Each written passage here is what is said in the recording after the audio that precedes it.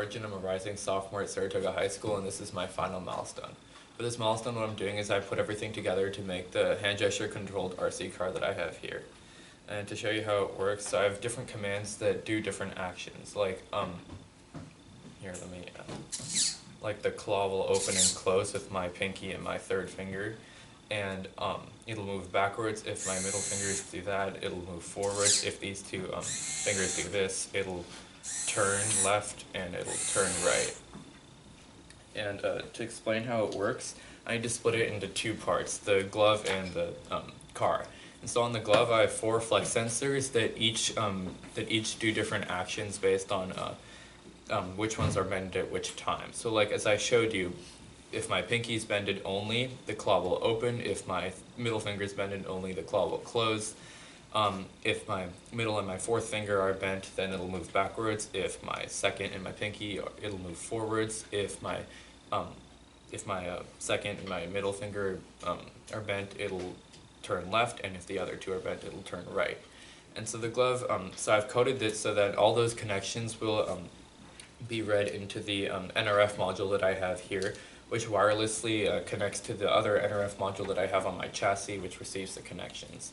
And then on the chassis, when the NRF receives the connections, if it's a motor command, it'll go with these 4 wires to the motor driver, which will command the motors and tell them what to do.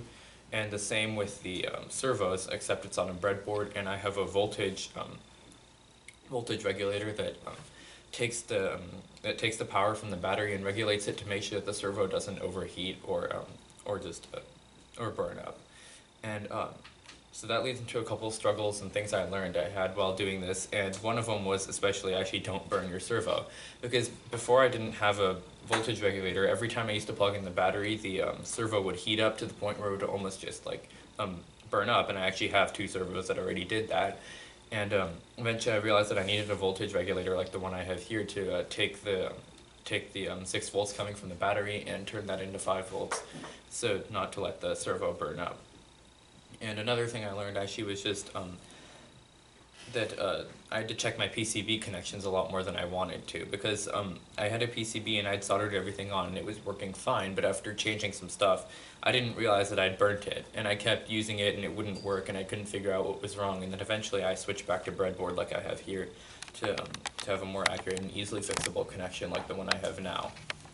And I think the last thing that I learned was actually just how powerful the servos are, because I have this servo here which is supposed to lift this entire claw, but that servo is actually blown, and that's why I didn't show it during the demonstration.